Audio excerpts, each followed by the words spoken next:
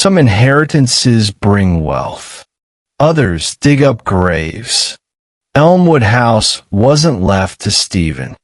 It was waiting for him, because it remembered what he forgot. The letter came without a return address, sealed with brittle wax, and written in ink that had soaked too deep into the page. Stephen nearly threw it away, thinking it was some kind of scam. But the handwriting, something about it felt disturbingly familiar. To the last surviving heir of the Elmwood line. The house is now yours. But beware, never tear down the walls. He laughed, rolled his eyes. Ghost stories weren't real. Family curses were nonsense. He'd never even heard of Elmwood House or of any Uncle Joseph. But something in his chest stirred, an uneasiness. The kitchen smelled faintly of iron. The living room had a fireplace with ashes still cold but fresh. One chair sat turned slightly from the others, like someone had just stood up moments before he entered. Upstairs, the hallway was darker than it should have been. A tall, antique mirror reflected him, but only after a pause, like it needed time to remember his shape. In the guest bedroom, the scratching began, faint at first, coming from within the walls.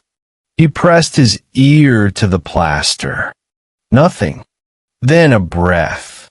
Long quiet. From the inside. That night, as he tried to sleep, he heard footsteps. Soft. Slow. Barefoot. He got up, flashlight trembling in his grip. There were footprints on the floor. Small, child-sized, dusty. They trailed down the hallway and stopped to the wall. Not a door, not a closet, just a wall. And right where they ended, written in something that wasn't paint. "Welcome home, Stephen." His breath caught. But what shattered him was the photo he found lying on the floor beneath the message. Old, curled at the edges and stained. It was a picture of a child, standing at the same wall, wearing the same clothes he had arrived in that day. Same face, same eyes. It was him, but the photo was dated 1952. The photo haunted him.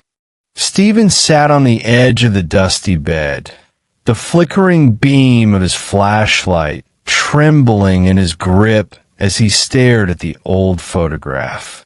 It was too faded to be fake.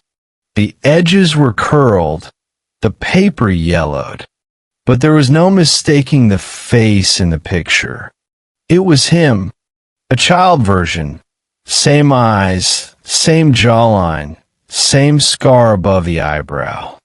And he was standing at the same wall where the footprints ended. But the date printed at the bottom, 1952. He hadn't even been born then. His hands went cold. He flipped the photo over. On the back, scratched into the paper in sharp, shaky handwriting. "He keeps them in the walls." Stephen dropped it, backed away from the wall, as if it might open its mouth and speak. The air had changed again, no longer still, but pulsing softly. A low thrum seemed to travel through the floorboards beneath his feet, like the heartbeat of something buried. He tried the front door again. Still sealed. No knob movement. No kriak. It didn't feel stuck. It felt absorbed, as if the house had digested the exit entirely. Stephen searched the windows. All bolted shut from the inside with iron latches that looked like they hadn't been touched in decades. Then he noticed something else.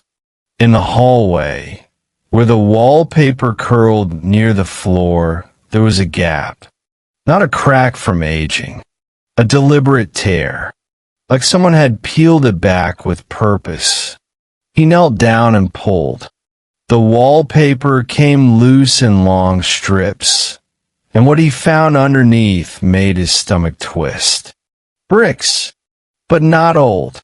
Newer than the rest of the house. Clean mortar lines, no paint.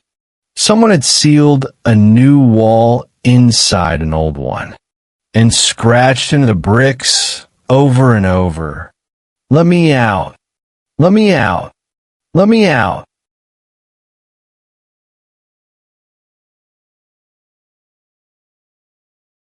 Dozens of times, some deeper than others, some written by hands that were steady, some clearly done by a child.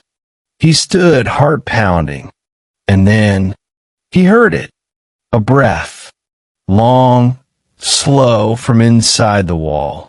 He staggered back, knocking over the lamp behind him. The crash echoed through the hallway like a gunshot. And for a second, the house felt angry. That night, sleep didn't come. He sat on the floor, back to the wall farthest from the brick markings, staring into the darkness. Listening. The house wasn't silent anymore. Whispers filled the walls. Layered voices. Male, female, old, young. None distinct, just sound trying to become memory. Then, clear and cold, came a voice from behind the wall in the kitchen. We remember you, Stephen. He froze. The floor beneath him groaned. Then, the mirror in the hallway cracked without being touched. A single hairline fracture ran across the glass like a wound. And in the glass, for just a second, he saw his reflection blink. Before he did,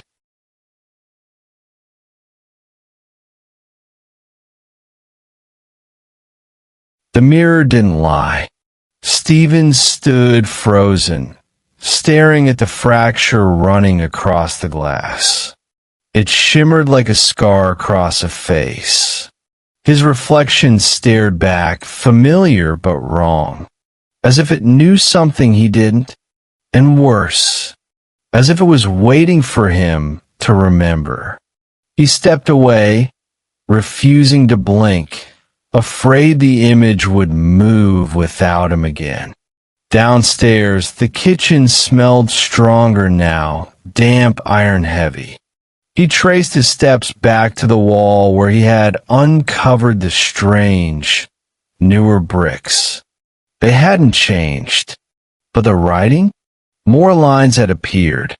I'm still here. Let me out. He said I'd forget. Stephen backed away slowly, but then noticed something worse. The house had shifted. The hallway behind him wasn't as long as it was before. The doors were closer. The windows seemed higher. The shadows deeper. The house wasn't just haunted.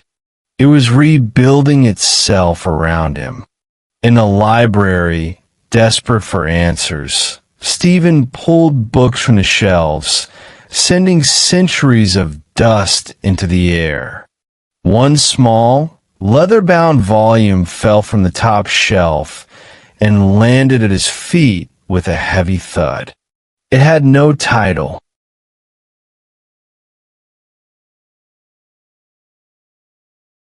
Only a lock, rusted, already broken. He opened it carefully.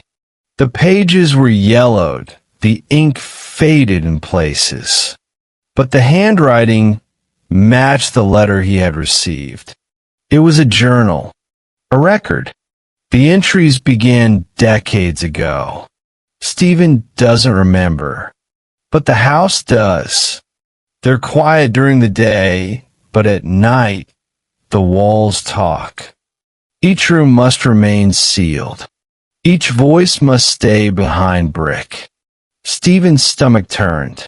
Each entry became more frantic, more unstable. She walks at night again. The girl with no eyes. The boy keeps asking for his mother. I buried her in the dining wall. Stephen cries, but I cannot let him leave. He belongs to this place. Then he found one dated exactly 72 years ago. The transfer is complete. He doesn't know who he is anymore. When he returns, the house will give it back to him. His throat went dry. He flipped to the back cover, and there, in smeared ink, was a signature. Joseph Elmwood, his so-called uncle. Stephen dropped the journal. His hands were shaking. He stumbled out of the library, only to hear the faint echo of laughter, soft, childish, coming from upstairs. He turned. The footprints had returned. Small, bara, fresh. They led up the staircase. He followed, slowly, unwillingly, each step louder than it should have been. At the top, the hallway was darker than before. His flashlight flickered. Once, twice, then died. He stood in total blackness, heart pounding, and in the silence, a whisper, so close it brushed his ear. You're almost home.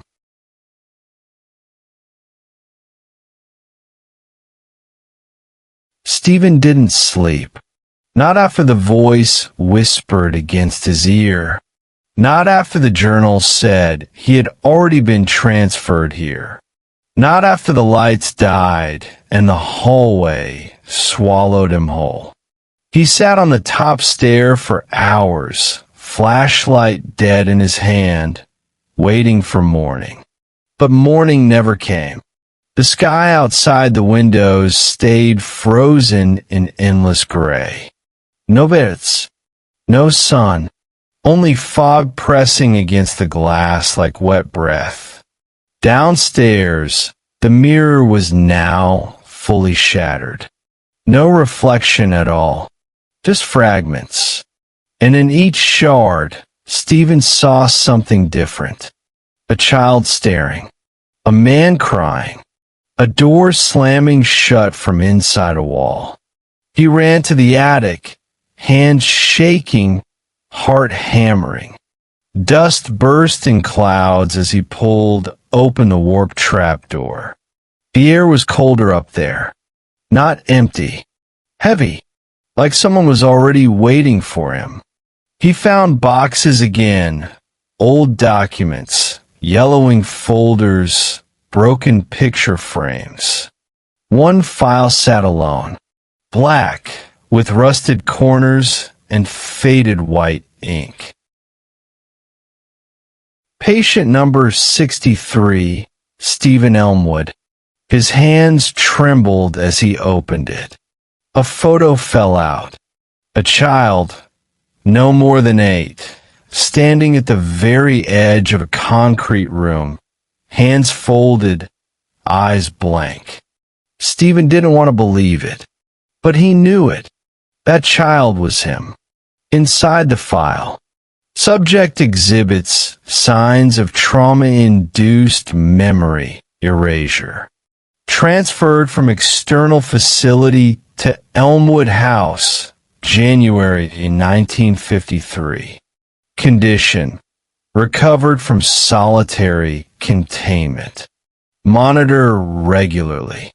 Walls of Elmwood. He couldn't breathe. He turned to the last page. In a different handwriting. Scribbled, shaky. He doesn't remember. But if he ever finds his way back, the house will fill the gaps. It always does. Stephen dropped the file. Something scraped behind the attic wall. Not rats. Fingernails. Slow. Rhythmic. Like someone waiting to be let out. Back in the hallway, the walls pulsed with a low groan. The footprints had returned again, this time larger. Adult size. Border. Stephen followed them. They led to the fireplace, where a single brick had been removed. He reached in again. Another photo. This time not of him, but of a group of children, all expressionless, all standing in front of Elmwood House. He turned it over. Class of 1952.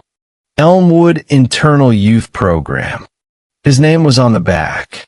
Stephen Elmwood, with the word deceased stamped beside it. His knees buckled. No, he whispered. I'm alive. I left. I got out. But a voice came from the floorboards. No, Esteban, you never left. You just forgot you were part of the house. And as he looked around, he saw it. The house wasn't keeping him trapped. It was calling him back, piece by piece, memory by memory. Because Stephen wasn't just someone who inherited Elmwood House. He had died inside it. The silence was no longer silent. Every breath Stephen took echoed through the walls as though something or someone was copying him just a second too late. A breath, a shuffle, a soft whisper of fabric, all mirrored but always delayed. He ran water in the bathroom just to hear a normal sound.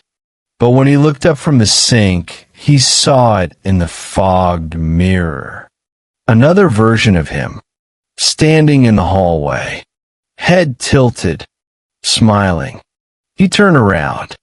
No one there, but the smile lingered inside his mind like the afterimage of a flashbulb. The house was tighter now. Rooms had shrunk. Doorways had shifted, some too narrow, others sealed shut by walls that hadn't existed before. The furniture had changed angles. Portraits on the walls now stared directly at him, though they had once looked away. Something inside the house was rearranging itself. He knew what it wanted him to see. Stephen returned to the wall behind the fireplace. This time, the loose brick came away on its own. Behind it, embedded in black wood, was a small iron handle. His hand hovered over it.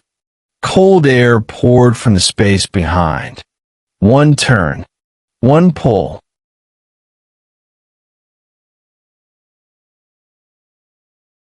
Click! A hidden door opened. A narrow, spiral staircase led down into darkness. The walls were brick, moist, and smelled like old blood and rot. He descended slowly, every step echoing as though the space were deeper than the house should allow. At the bottom, a single wooden door carved with names, all scratched in, repeated over and over. Stephen, Stephen, Stephen, and one final name carved deeper than the rest. The other one. He pushed the door open. Inside was a room built entirely of brick and silence. No windows, no furniture, only a single chair. And in it, a man, head lowered, breathing shallow, face hidden beneath matted hair. But Stephen didn't need to see his face. He already knew it. It was him. The same scar, same build, same presence. But his skin was pale, almost gray. His nails long. His lips cracked from silence. Stephen stepped forward. The man raised his head. Same eyes, except one pair of them looked like they had never seen sunlight again after 1952. "You left me here," the other Stephen whispered. "You're the one who forgot. I'm the one who remembered. But it's okay. Now that you're back, we can be one again." The walls pulsed, groaned. The lights flickered, though there were no bulbs. Only air, full of memory. Stephen stumbled backward. The door slammed shut behind him. "It doesn't want just one of us," the other Stephen said, standing now. "It wants us together." And behind him, brick walls began to close in, slowly.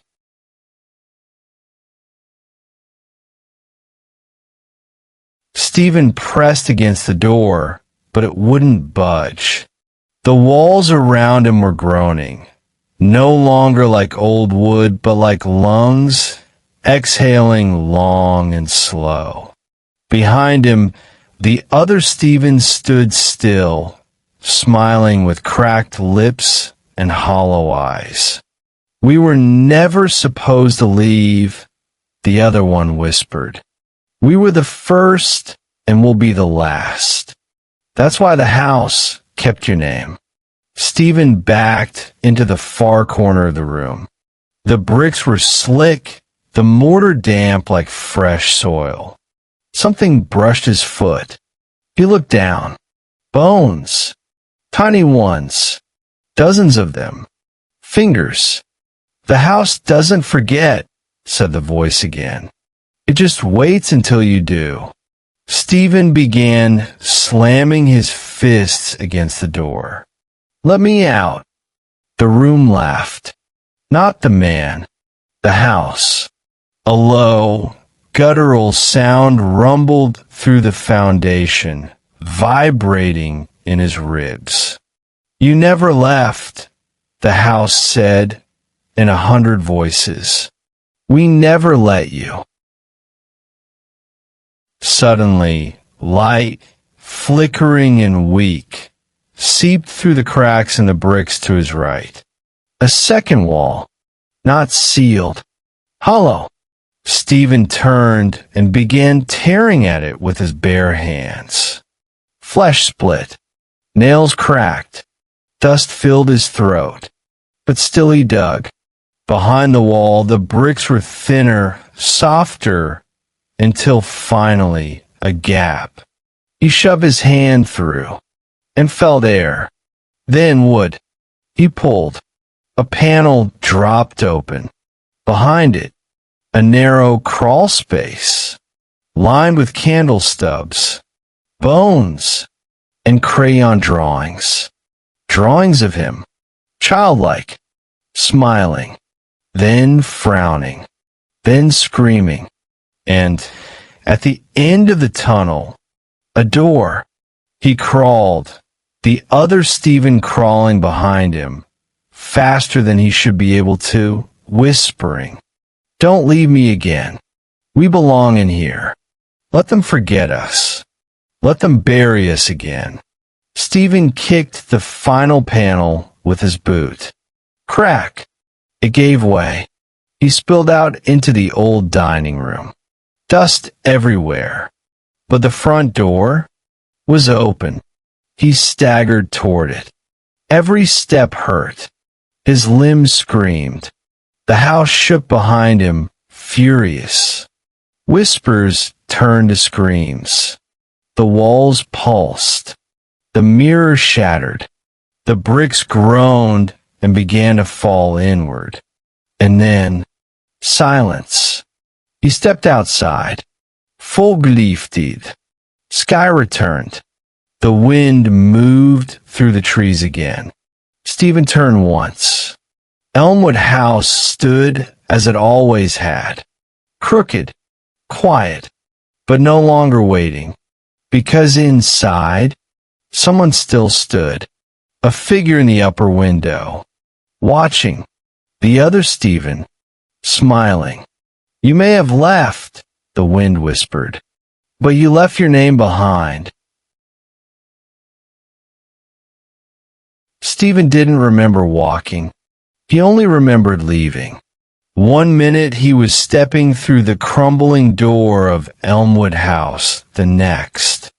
He was standing miles away by the side of an empty road, hands scraped raw, shirt torn, dried blood on his palms. No traffic, no signal, no sound, just trees, and the memory of being watched. He turned around, expecting to see the house. But it was gone. No broken roof. No iron gate. No draibwa. Just forest. As if Elmwood House had never been there at all. An old man driving a pickup finally found him. Asked him if he was okay. Stephen just nodded. When asked what he was doing out there, Stephen opened his mouth, but didn't know how to answer. He didn't even remember his last name. Back in the city, life was supposed to go on. He checked into a motel, cleaned up, ate, tried to forget, but the nightmares didn't stop. In his dreams, he was still inside the house, still trapped. The walls were tighter, and the whispers were louder now. At night, the scratching returned, not from walls, from inside his head. He heard his own voice whispering to him from the mirror. You left me there. You left us all behind, but you brought me with you.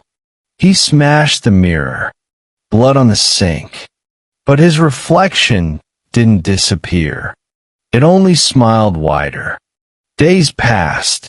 Stephen walked the streets, sat in cafes, slept in buses. But everywhere the signs were there, a crayon drawing left on a bench of Elmwood House. A photograph dropped from a passing stranger, with Stephen as a child. A whisper on the radio static, Stephen, come back. The house hadn't let him go. It had followed him, not with bricks, not with doors, but with memory. And memory doesn't die. One night, Stephen awoke suddenly. His motel walls were breathing. The paint was peeling in patterns. Names were scratched into the plaster. And in the corner of the room, a figure crouched, barefoot, pale, hair matted. Not the other Stephen, but a child. The same one from the photograph. The one that had always been behind the walls. It looked up and said in a broken voice, "You're not done remembering." The child in the motel corner didn't blink. He just sat, hugging his knees, staring with blank, glassy eyes. Stephen couldn't speak. His throat was tight, lungs shallow. But deep down, he already knew who the child was. It was him, not just a memory, not a ghost, but the version of Stephen that had never grown up, never left Elmwood, never forgot what really happened. You need to come back, the child said softly. We can't stay buried if you still walk free. Stephen shook his head. No, I left. I survived. I didn't do anything. But the child's voice cut through. You let them seal the room. You close the door. You let them scream. And just like that, the motel vanished. The walls around him cracked, curled, and peeled like skin. Behind the wallpaper, brick. And behind the brick, black. Stephen stumbled back. The room was Elmwood again. The floor creaked under his feet. The child was gone. He wandered through it, room to room. No lights. No worms. Only echoes. But now everything was wrong. Photos on the wall showed faces he didn't know. But each one had his eyes. Crayon drawings lined the floor. Each was the same. A man locking a door. A child screaming behind it. The words, "Stephen, shut the wall." And finally, he remembered. He was 8. The doctors called it therapy, a reconditioning program. Elmwood House had been a mental care facility once, but off the books. A place where unwanted children were sent to be forgotten. And Stephen? Stephen had seen what they did. How they walled up the ones who cried too loud. How they kept the doors shut. How they promised to make it stop. He had seen a boy dragged into a brick room and left there. "If you tell anyone, you'll be next," they said. So Stephen said nothing. He stayed quiet. And the house had remembered that. Because the house wasn't haunted by strangers. It was haunted by Stephen's silence. Back in the real world, Stephen gasped awake. Sweating. Crying. The motel was back. The walls were still. No child. No brick. No voices. But on the floor was a piece of old wallpaper. Curled. Yellow. From Elmwood. And written on it. In smeared red. "Now you remember. Come finish what you started."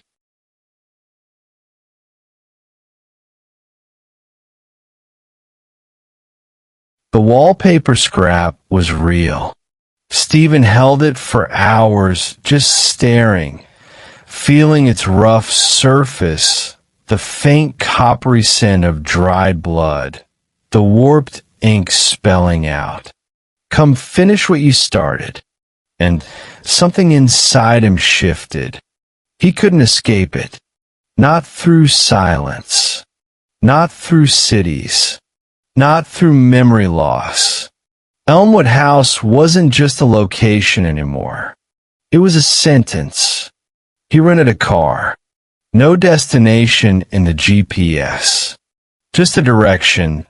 North, where the trees grew too close and the air smelled of forgotten things.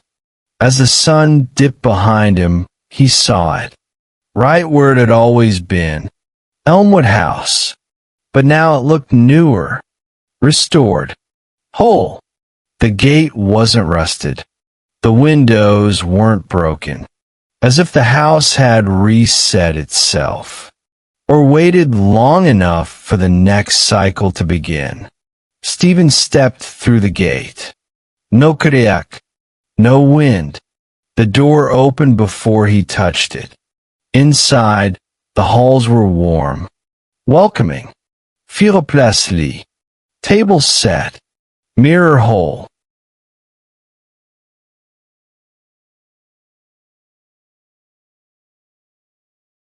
Like a memory trying to lie. But Stephen wasn't fooled anymore. He walked through, each room bringing back echoes. Screams. Scratching. A child calling for someone to open the wall. Brick ceiling with fresh mortar. And finally, the basement door. It was open now. Waiting. He descended slowly. Same spiral staircase. Same groaning stone. Same old scent. Earth, ash, regret. At the bottom, a brick wall. New. Untouched. But breathing. Stephen reached forward, his fingers trembling. The moment his skin touched it, the bricks cracked. Lines spread outward. Dust shook from the ceiling. And then, "You're late." A voice. From the other side. Not the other Stephen. Not the child. Someone else. The bricks fell inward, revealing a narrow room, lit by candlelight. In the center, a chair, and in it a boy. Thin, pale, same as all those years ago. Still 8, still wearing the same clothes. But his eyes were no longer pleading. They were angry. You left me. You watched. You shut the wall. Stephen's knees buckled. Tears fell. I was just a kid. So was I. The boy stood. Behind him, the walls pulsed. Faces beginning to form in the bricks. Children, dozens, all buried in silence. You can't leave again. The house needs a voice. It needs a keeper.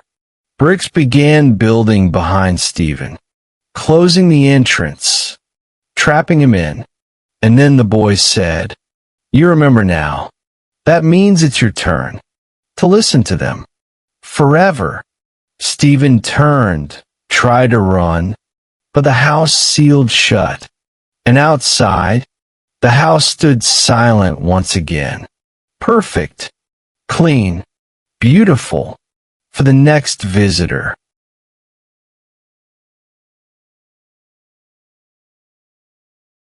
The bricks had sealed behind him. There was no door now, no way out, only the low, humming breath of the house, and the boy staring up at him like a broken clock trying to tick again. "You buried us," the boy said, "with your silence. Now speak for us, or stay with us." Stephen looked at the room, walls pulsing with faint faces like trapped memories pressing against old mortar. Some cried, some just stared, and some grinned. He stepped closer to the chair. "I didn't kill anyone," he whispered. "I was just a scared kid. And we were forgotten," the voices replied. Suddenly, the bricks around him began to bleed. Not blood, ink. Writing. Sentences. Scribbles. Names. All the things the dead had wanted to say. "I was alive. I didn't belong here. He locked me in." Stephen watched. "Let me out. I want my mother." Hundreds. Thousands. The wall screamed without sound. The boy sat in the chair again, and slowly began to disappear, fading into the bricks, one line at a time. "If you won't speak, they'll make you listen. Forever."